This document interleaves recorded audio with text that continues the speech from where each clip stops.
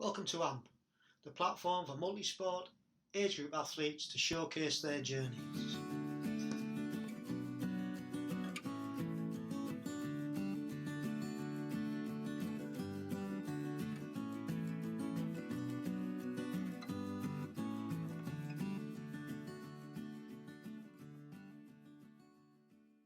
Welcome back to AMP.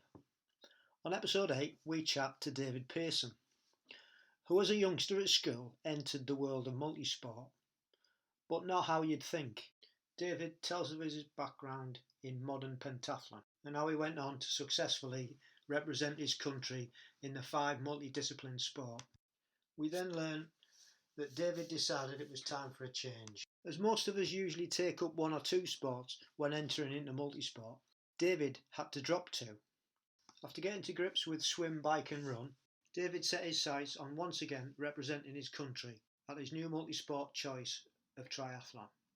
And after several podiums and medals, his hard work and dedication paid off when he won gold in Ibiza at the ETU Duathlon in 2018. David then followed that gold up with a further gold at the 2019 ETU Triathlon at Kazan in Russia. There's another string to David's multisport bow. During recovery from pneumonia and unable to train, David came up with the idea of starting an Instagram page called Agegroup News, where multisport athletes could go to find out about the latest information and races in multisport. David tells us of his plans for the future of this Instagram page. It's a great resource for us all, and as it stands, it's got over 1,300 followers. So if you haven't had a look, head over to Instagram and find it at age_group_news. It's your go-to hub for independent news from BTF major events and ITU international racing. So go over to the Instagram page, have a look and follow them. So on with the interview. Thanks for listening. Hope you enjoy. Hello, welcome to AMP. How are you? I'm good. How are you doing? I'm very well, thank you. Yeah, not too bad. So how's lockdown treating you? I mean, it's hard for everyone, isn't it? I would say, under the circumstances, okay. I've still been able to train as much as I've wanted to. I just haven't really had any races to aim for. How about yourself? Same, yeah. I've not been doing any swimming, but other than that, biking and running, still keeping up on that. But sort of toned it right back. To be fair, like yourself, you just said that we've got no races to aim for. So I think for me, it's all about recuperating now and just trying to rest the body until we have to go again. Yeah. Whereabouts in the country are you? I assume you're from the north, but not exactly. Well, originally I'm from Teesside, but we live in Lincolnshire and have done for many years now. So we're quite lucky. We live in a little village and we're about 2 miles away from the coast. So we could do a bit of sea swimming if we want to, and we can just jump out the back door and run through the fields. And yeah, we're quite lucky in that regard. A lot luckier than a lot of people. So yourself? I'm from Cambridge, but interesting you mentioned Lincolnshire because I've done quite a bit of training there in the past. I go up to a small village called Barrow-on-Humber, but probably the closest village you'd know is Barton-on-Humber. Yeah. And train around there once a year. Right. And I absolutely love it in Lincolnshire. It is one of the nicest places to cycle and ride a bike. It's just so lovely country, so empty. Yeah, no, really have a soft spot for Lincolnshire. Cool. But yeah, no, I'm in Cambridge now. Right. For the last 2 years. Yeah, and where were you originated from? Surrey. So used to live in a town called Epsom in Surrey. Okay. Most famous for the horse race. Derby. Yeah, it's just happened, I think. I think it has. Yeah. Yeah. And then I did 3 years in Oxford after that, and then I've done 2 years in Cambridge. So I've kind of been around the kind of triangle. Right. 2 places that I've never been, but myself and my wife have got it on the list to go and visit both, because they do look quite stunning places to go and have a poke around, really. Yeah, we will. They're quite similar in some ways. Yeah. Right. So, tell me a little bit about your childhood growing up and sporting ventures, and up till, I suppose you can go up till you found triathlon, multisport. So yeah, I have quite an interesting route into multisport. So I guess my multisport journey started back in been about 2007, 2008 when I was 12. Okay. I started off doing biathlons at my primary school. We entered the National Schools Biathlon Championship back then. I was a rugby player, so I was alright at running, but wasn't a particularly good swimmer. I didn't really expect to be any good at it. But we surprised ourselves. We made it through to the national championships for my primary school. It didn't go as planned, to be fair. We raced really well, and we got to the final event, which was the swim. And everyone else had swam. We'd all ran. And I was the last one to swim. I was the slowest swimmer on the team, so I was to go last. And therefore I knew exactly what time I had to swim in order for us to get the gold medal. So I stood on the blocks, rather nervous. And then I heard a whistle go off in the crowd, which I was in the moment convinced was the starting gun. So there I dived into the water, false starting horrendously. And of course, my false start meant we got a load of penalty points for that. So in the end, we walked away with silver. I swam the time, but so yeah, we were kind of really happy, but also I felt really bad because I was the reason why our team didn't win the gold. But then I switched schools the next year to a school called Whitgift School, who gave me the opportunity to do full Modern Pentathlon as it would become over the next few years. And we went back and we won that competition the year after against my old school, which felt really good. So then I gradually picked up the sports, and by the time I reached sixth form, I was doing full Modern Pentathlon. So it's kind of weird to say, or very unusual, that me taking up triathlon was actually dropping sports rather than picking sports up. That is unusual. And the only person I think, there's a few people that have come in through that route, but I think the most prominent that I know of is Heather Fell, who actually was a Modern Pentathlon coach at my school for a while. She's probably known to most people as Heather Fell from how she does all the videos on Facebook. Oh, okay. But she was actually an Olympic medalist in Modern Pentathlon before she took up triathlon, and then I think she won gold in Glasgow in 2018. And just remind everybody what the other events are in the pentathlon, the Modern Pentathlon. Yeah, so it's really hilarious because Modern Pentathlon is an Olympic sport, but it's the one Olympic sport that no one seems to know. In fact, I think they even have quiz questions on national game shows where they ask this question: what are the sports of an event, which is an Olympic sport? So it's swimming, running, shooting, fencing, and horse riding. So everyone thinks cycling is part of Modern Pentathlon. Cycling isn't part of Modern Pentathlon, so that was the new one for me. Right. But shooting, the fencing, and the horse riding were the other ones. When did that stop, and when did triathlon start? So I kind of reached a point in my first year of sixth form where I kind of had a realization, and I felt that I probably wasn't quite doing the right sport. And there were a few reasons, but I think what it boiled down to was the mentality. I can be quite a nervous individual. I don't sleep very well the night before races. I get quite worked up. And in triathlon, that's a really positive thing in some ways, because essentially there's a load of other things in triathlon, but a lot of it boils down to who wants it more. And if you're fired up, you're willing to suffer and put yourself deep in the red, that's a really good thing. In Modern Pentathlon, it is too, but if you're sitting on a horse and you say, I really, really, really want this horse to go over that jump, then if the horse doesn't want to go over that jump, it's not going to go over that jump. If you get nervous on horseback, the horse senses that and doesn't perform as well. Same as shooting, you have to run. You've got to be really fired up for the run, willing to really suffer. And then you've got to calm yourself down for the shoot and shoot accurately. And I found that switching between those two mentalities really difficult. And I felt like that was holding me back in my modern pentathlon career. But in triathlon, it's nice because it's just, there's pacing and there's all that. But to some extent, it does boil down to, right, I've got an hour here and I just need to go really, really hard. And I have one mentality, which is to get myself to that finish line as quickly as possible. So that was kind of the reason behind the change that I made. Obviously, it took me a while to find my feet in triathlon because it was new. I was picking up cycling.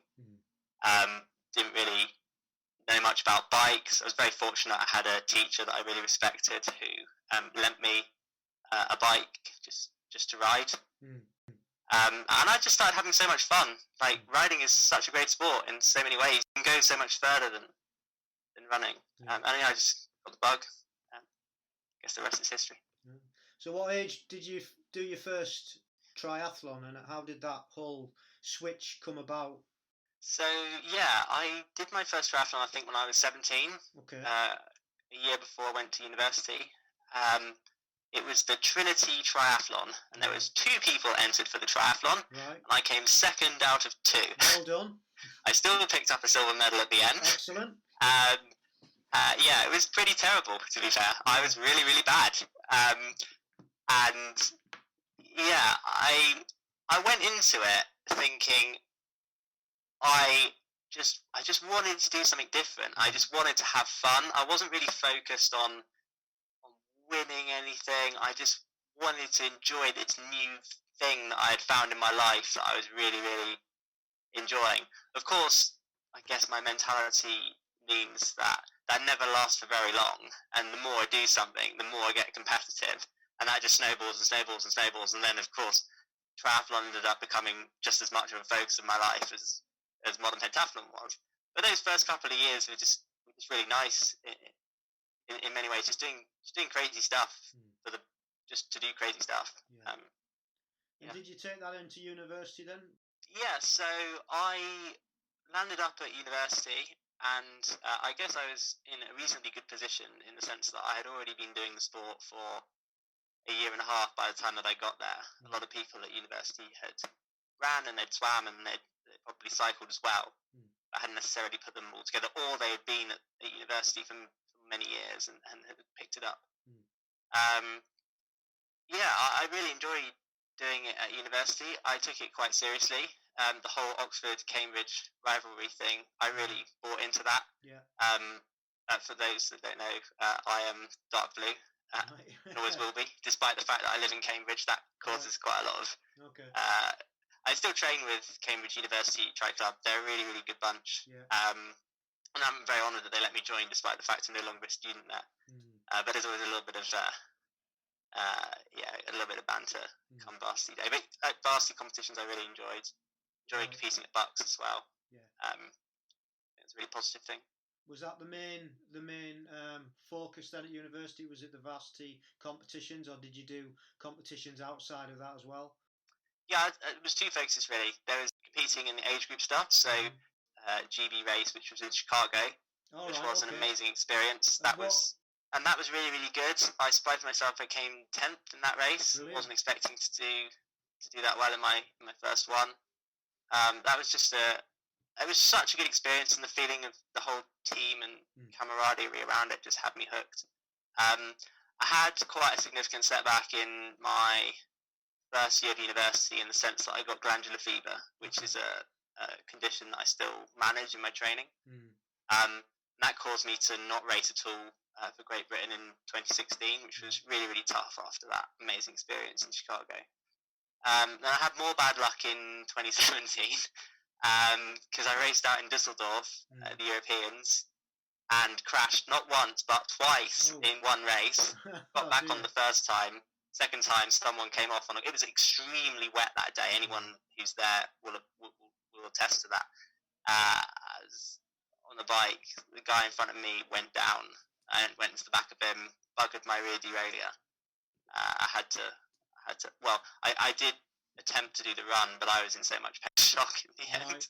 It was pumped full of all sorts. Yeah, I'm glad I didn't race for a horrendous thing to declare on a Yeah. on a doping control form. I've got all the documentation, but yeah, it was kind of bad. And also in that year, I also crashed out of varsity triathlon against Cambridge as well, which was really, really upsetting. Just hit a pothole, basically. So it was a year when I felt like I had all the form. In training, I was running great. And I did have some reasonable results. I came second at British age group triathlon championships. And I was pleased to get that one result. Fit I was that year. Yeah. Just didn't happen for me. But then that was the good year when I got my first medal in Glasgow, a silver. Raced well at varsity as well. And also my first gold in Ibiza in the duathlon Europeans. Right, yeah. Really, so it was a good time, and like I put in the performances that I was proud of. So it all came good in the end. So just backtracking, how did you come across age group and qualifying? Yeah, so as a junior, I represented Great Britain in Modern Pentathlon as an under-18. Yeah. So I was already kind of familiar with racing for my country abroad, something that I really enjoyed about Modern Pentathlon and wanted to carry on with. And then, yeah, I did a Google search and another way that you could compete in triathlon for your country as an age group. And I thought that, as a first step on the ladder, as it were, starting a new sport, that'd just be a really great thing to do. But then I think what really made it for me was just the people that I met along the way. Yeah, really, really, really, really nice. Did you have any guidance, coaching, starting off triathlon? So you said you weren't very familiar with the bike. Did anybody, you said you borrowed a bike, did anybody help? Was there... Yeah, so the teacher, I'll give him a shout out. His name is Mr. Green, Mr. Green. who helped me. if you're listening, Mr. Green, thank you. Yeah, he was like really encouraged me. We had a school cycling team, so I got involved in turbo sessions at school. Used to go down to Herne Hill Velodrome and train boys there. But on the other hand, I did have guidance, but I also didn't have guidance. And I think that was a good thing at the start because this was me coming out of a very, very structured training program in Modern Pentathlon. A lot of things about my life were quite orchestrated, and I had a coach throughout my entire childhood. He was an amazing coach, but he was always there.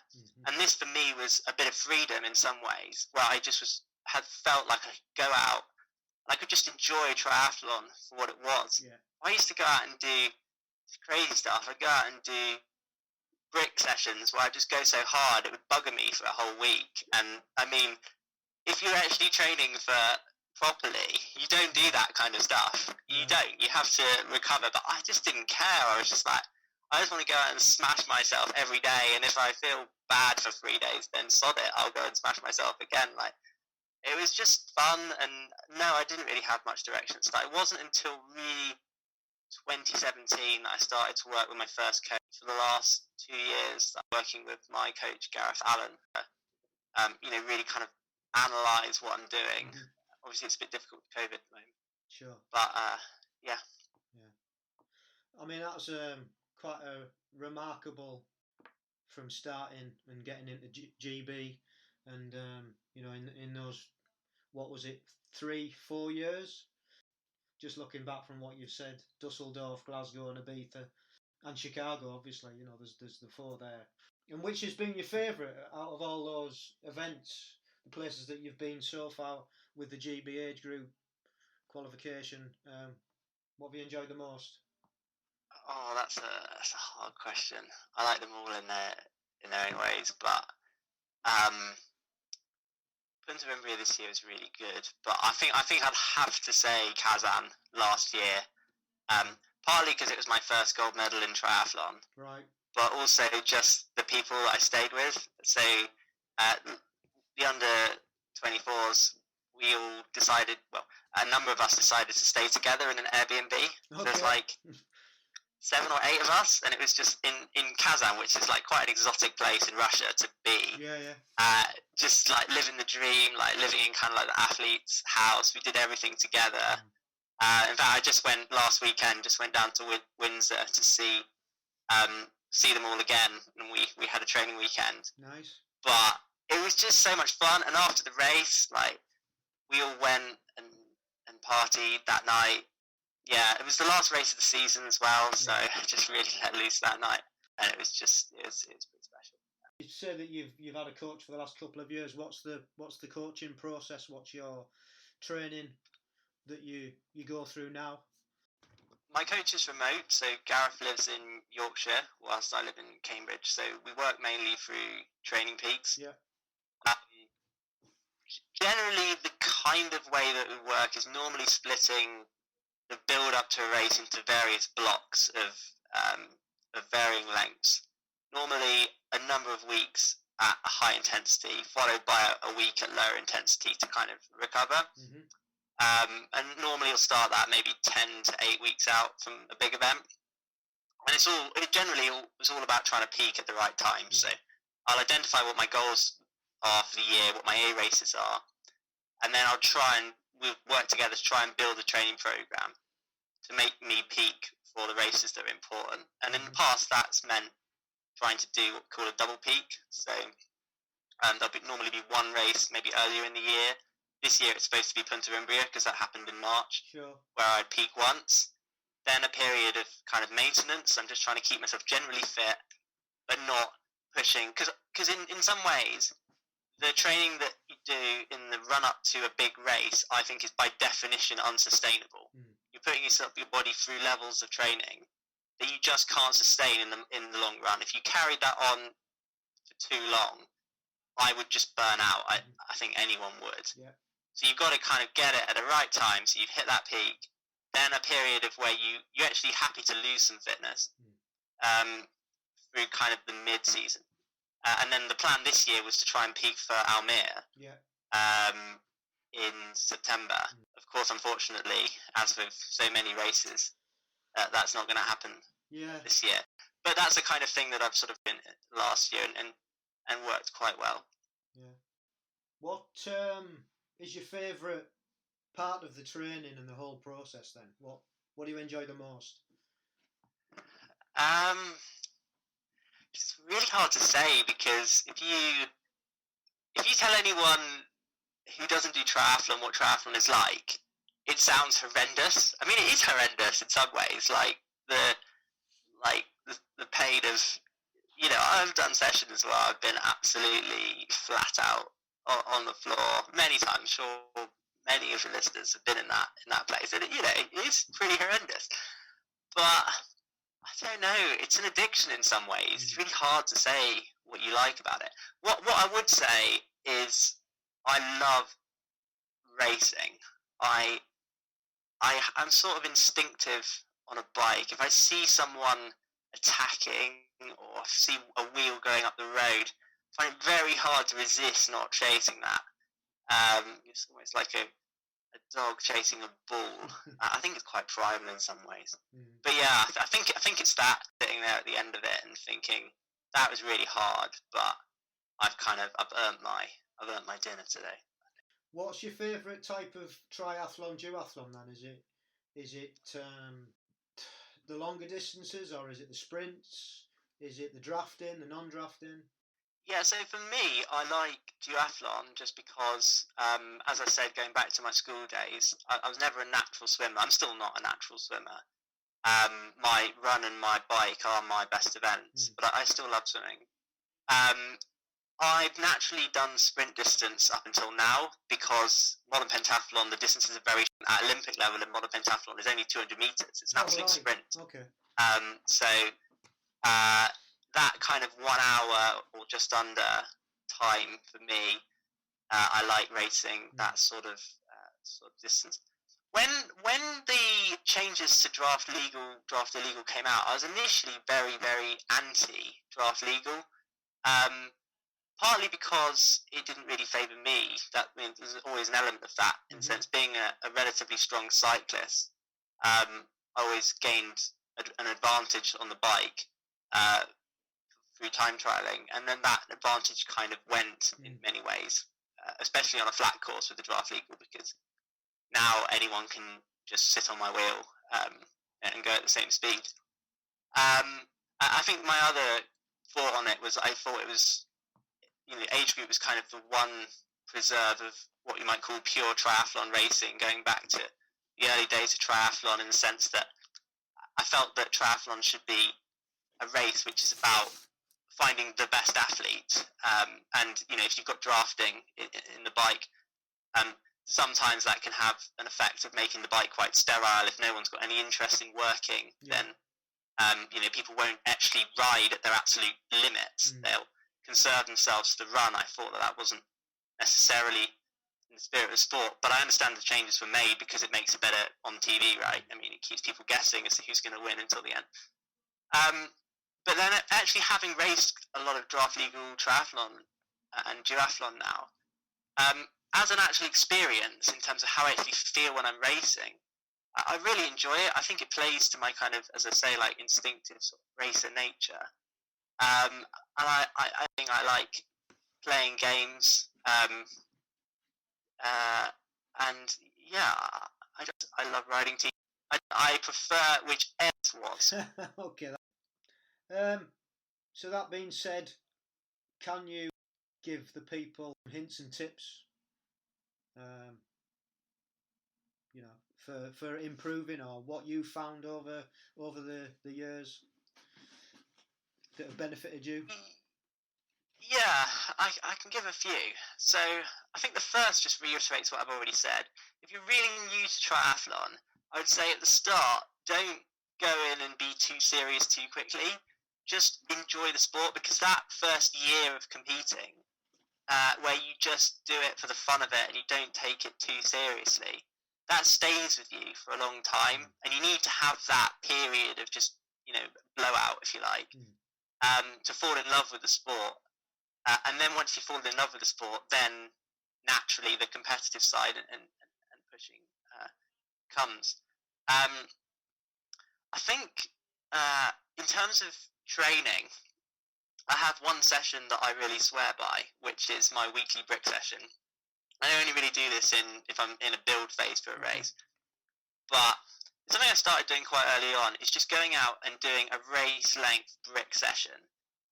What I'll normally do is I'll find a stretch of road that doesn't have many traffic lights or any reason to slow down normally. Obviously, there's cars sometimes. And I'll ride my race distance, 20k, and then get off and run 5k. And I will do it. Initially, I would just do it flat out. Now my coaches kind of rein me back a little bit, and what we normally do is I'll do one of the legs, like let's say the ride, will be intervals of some description, but hard intervals. And then the run will be flat out, or the other way around. So do a flat out bike and then some intervals on the run. But either way, I do it almost to exhaustion. That session. And I don't do anything else that day. I just do that session. And I swear by that for a couple of reasons. First of all, it's a really, really hard session, and you'll dread it. But it does get you really, really fit, and it gets you very used to running off the bike. And that is, if you ask anyone who's starting triathlon, being able to get off the bike to run after getting off the bike is the hardest bit of triathlon, and it targets that mercilessly. The other is, I think it just makes you mentally really hard, because if you do that every week, you go out and you push yourself almost like a race, and when it comes to the race, you don't fear it anymore. You've done it 8 times in training, so mentally, you know you can run that pace, and you know you can do that bike because you've done it. And for me, that just gives me confidence going into race day, more in the head probably than physically, that I know that I can do it because I've done it in training. So yeah, that would be my one thing. It gives me that confidence. Well, looking what you've achieved so far, it seems to be working. What's your favourite piece of equipment and why? I love tech. There's so many things, but I'll give you two. So one is the Garmin Swim 2, and the 2 there is important. Right. So Garmin have released a swim watch called the Garmin Swim 2, and it's a proper open water swimming watch. And if you ever go on Strava, the number of times I see people with messy swimming data, where it's even from like some high-end watches, like even triathlon watches, they don't get the data very good. They're really not good at judging swim pace or distance. The Garmin Swim 2, it gets it pretty much spot on every time. It takes a GPS point, I think, every time your hand leaves the water. Right. So the data just looks super clean. I just find that very satisfying. The other piece of kit that I love is my RideSync TT ride deck. So I ordered it in from Australia. You have to order it in. It's made in Australia. You have to pay import duty on it, but it's worth it. It's just a really, really well-made high hands position TT deck. Fits most of the common TT bike models. I have a Giant Trinity, but it'll fit Canyons as well. And it's just a really aero position, and it's really good on the wrist support as well. So no kind of elbows on pads kind of thing. It's just really supportive and very aero. So yeah, I guess those are my two. Excellent. Two favourite bits. Excellent. So yeah, what do you see yourself? I mean, obviously, hopefully next year we've got Almere at the end of the year. So that's going to be replaced. So yeah, what are you looking to do? Yeah, it's a tough one, isn't it? It's throwing everything off completely. So I'm moving up to the 25 to 29s next year. My very long-term goal is to try to compete in every age group. I was really inspired by Maurice Young. I was so sad to see him sadly pass away. But if I could emulate him and race in every age group, that would be really special. I've got a lot of time it's going to take me a very, very long time to achieve that. So that's a very long-term goal. In terms of this year, British Elite Triathlon Championships look like they might be happening. Okay. I've entered, I think there's 5 age group places to go. I think I'll find out on the 31st of July if I've got a spot, or even if it's happening. So I've spoken to my coach about that. Might be something that I could actually race and target this year. But going into next year, I just want to do the same as what I was supposed to do this year, really. Want to race Almere, want to race European Duathlon Championships as well. Don't know where they are yet. I was thinking about having more of a focus on duathlon next year. I probably will, but I would quite like to race in Malmo as well, especially because that race is supposed to be draft illegal, which is rare. And I think those are my, which are really, to be fair, just the goals that I had for this year, that push back. Yeah, everybody, I think, that's all we can do, isn't it? But I like your every age group. I think that's that does give you ticks all the boxes, and it does give you every 4 years. You're going to try and it's that continuity and something to aim for. And you're right, badly missed because he was an inspiration to us all. He was. So that's pretty much brings us to a close from your athletic and multi-sport pursuits. I think now we can start chatting about the age group news. I came across that when we just got to the airport in Ponterumbria, and we had a photograph taken. There's the guy with the Stoneacre banner. Do you remember that? We were all waiting for our taxis, and there was a guy that wanted a photograph with us, and he was being sponsored by his work, which was Stoneacre Car Motor Company, and we had a photograph. I think we had a photograph taken, and you guys were there in that photograph. You put it up on your news when you got back. So that was the first time I'd heard of the age group news, to be honest. So how did it all come about? Just tell everybody how that came about and what made you start it. Yeah, there's another kind of story of like something good coming out of tragedy in some ways. So at the start of last year, it all started in Bedford. So I raced a qualifier in Bedford. Was it raining? And was it raining? It was absolutely horrendous. But anyone who raced on that day in March will tell you that that day was one of the worst, if not the worst, Bedford has ever been. It was about 3 degrees, driving rain, like really driving rain, and windy as always.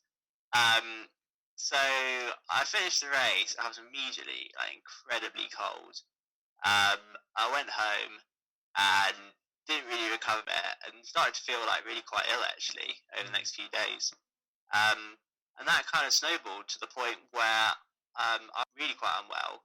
I got so bad I couldn't train at all for a month. I did have conversations with my boss about going on long-term sick leave because I just wasn't functioning as a human. What turned out, I caught pneumonia. Oh. And I had been fighting pneumonia infection the whole time, but I didn't have classic symptoms of it. I think I was fighting it reasonably well to the point I wasn't getting the usual. And it wasn't until one smart doctor decided to get me a chest X-ray that they realised my lungs were full of it. And they gave me antibiotics for about a week, and that cleared me up, and I was back to normal. But it was really bad. Yeah. But in that time, I was just who's listening, who's had to take a month out of triathlon. He really loves the sport. How gutting it is not being able to compete, especially when you don't know why you can't compete and don't know if there's any way out of it or light at the end of the tunnel. So it was through my kind of desperation and misery of not being able to compete myself that I decided I still wanted to have that connection with triathlon. I was really doing this. No one's got a kind of news channel which is run by age groupers for age groupers. Sure. So I thought, I love following the races anyway. I'm a fan of the sport. So I thought, well, why don't I write about it? Yeah. So I made age group news, just as a kind of hobby to start with. But then it just kind of, gained followers and it sort of grew gradually. In September, Karina Kaufman, a great friend of mine, joined the team. She brought loads of new ideas and knowledge to make it better. And it's just really gone from there. Really, it's been a difficult time with COVID. We haven't been able to produce the content that we normally produce because none of the races are happening, obviously. But I think what we've sort of tried to do is to just distill the news down, really, just to focus on key messages. It's very confusing the moment, what's happening, which races have been cancelled, which governing body has said what's the government said, all of this stuff. So we try and get on top of that brief and then just distill that down into simple headlines where really the idea is that you can just go into age group news. You've got 2 minutes at the start of the day and you just hit on the story and it just tells you the punchy, important thing that you should take home for the page for race organisers on how to conduct all that. I really recommend it. So what platforms are you on? I know you're on Instagram. Have you got a website up and running and Facebook page? We're on Instagram only at the moment. Right. That was always a sort of strategic decision because I think the platform where triathletes are easiest to reach is Instagram, just from experience. We are opening a website in the future too soon. We want to try and grow it a bit more. I think one of the focuses, and Karina's pretty keen on this, is going into next year. At the moment, it's pretty popular among GB age group triathletes, but us. I mean, I think I read some statistics that in 2019, around 5,000 people represented their country in multi-sport across all events, British athletes. So if every single one of those people were on Instagram, then that would be a maximum of an audience of 5,000. So what we really want to do is to try and move the direction of age group news for people that are aspiring to get into the GB team. They're maybe not GB athletes yet, but they'll see age group news, think, oh, isn't that cool? I could really imagine myself doing that, and then it being a platform where we help these people on that journey. I think that's similar to what we're trying to do here at AMP. Is get the likes of yourself on for the people that are aspiring to become an age grouper, and just show them what it takes, and gives them that inspiration really. And we are trying to reach a broader community, not just the age groupers, but everybody involved in multisport, whether it's aquathon, duathlon, and triathlon. Everybody who's interested in the sport and has got aspirations to go as far as they can, see how much they can push the envelope really. So yeah, it's and this podcast, one thing that can help, and more easily accessible is your age group news, because it's there every day if you want it to be, putting up posts and snippets and things. So yeah, it's a great thing to have in our lockers as multi-sporters, to go to page like that. So thank you for doing that, and it's hopefully you have a lot more success in the future. Thank you. I think it's really great that this is sort of happening as a movement in general. That more community-led content. Age group is such a community, but for a long time there hasn't been any kind of real glue to it. The kind of central point to which sort of that community is run from, and I don't think we're there yet at all. But for example, I think it's only recently that I can't remember if it's the ETU or the ITU, but they've actually created their own section of the website dedicated to age group news, essentially, and content. Yeah. And I think it's really important that age group does get the exposure that it deserves. Because we're talking about some of the best athletes in the world here. I mean, you look in the kind of sort of the 50 plus age groups. I mean, within those age groups, those athletes are the best. Yeah. They simply are the best. You will not find people in those age categories that performances are absolutely phenomenal, and I think that deserves recognition. And I think from a broader view is the ability, from a general healthy lifestyle, the ability that people of all ages can continue to do this well into retirement age, far beyond retirement age, and it just gives the average person it just shows them what can be done, doesn't it? That it is, we are able to do that as humans. We're able to reach those goals if we choose to do it, and I think that's important. I think that's one of the really unique things about triathlon. I mean, I have experience in modern pentathlon as well, but you just don't see the depth of different age groups I can't think of any other sport people. Yeah, I can't think of any other sport either that does it. It's a real phenomenon, really, and I think it's a really great thing. Yeah. Lovely thing as well that you go to races and you can have people sort of in my age group in the 2024s. You can go and have a conversation with someone, and we're just bound by this, but we're bound by a love of the same thing. Yeah. And I haven't experienced that kind of community anywhere else. Yeah, it crosses all boundaries, doesn't it?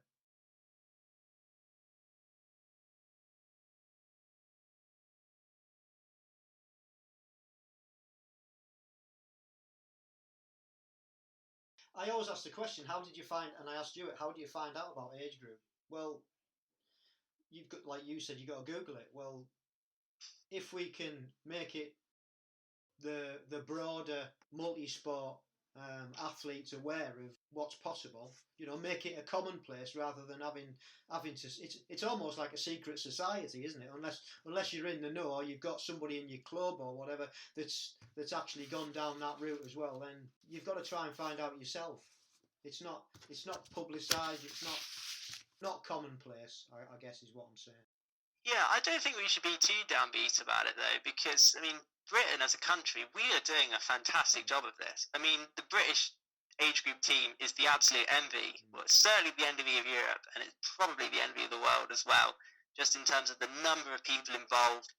Just the fact that we have to run qualifiers to select our teams, the fact that that we have sort of community-led stuff like this. I mean, if you go out to sort of other countries in Europe, I mean, you go to races and you see maybe there's one or two from that country, if any, especially at European Championships.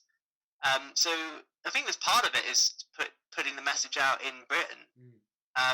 But what I would really like to do, I haven't really thought about how to do this at all, and I'm not really doing anything about this at the moment, but is how to get the message out to other countries, to get people involved. And that's good for everyone, right? Because obviously we want the best athletes in the world to be competing in these races. Yeah, because sometimes it's a Britfest, isn't it? Unfortunately, and you would like more countries to be involved, and more athletes from those countries to be involved. Yeah. Have you got anything else that you'd like to add on that topic, or anything else that you want to add before we wrap up? No, I mean, the only thing I would say is that thank you for everyone who follows Agegroup News. It's just as much fun for me to write the stuff as hopefully it is to read it. And we're always open to suggestions. Like we run it for the community. So we love it when you send us messages. So yeah, just keep asking us questions. We'll try to respond to everything.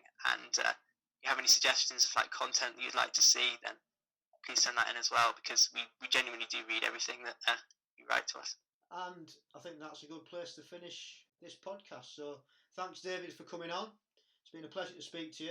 Well, I'll be in Almere next year, so I hope we can hook up and get together face to face in the flesh. Fantastic. All right. Look forward to it. Yeah. Thanks, David. Okay. Speak to you soon. Thank you, Richard. Cheers. All the best. Bye-bye. Bye. And you. Bye. Well, really enjoyed talking to David. Love the fact that he had to drop 3 sports and take up one. Really interested to see how far David can go in his GB career. And also where he takes the Agegroup News in the future. Don't forget to check out the Instagram page.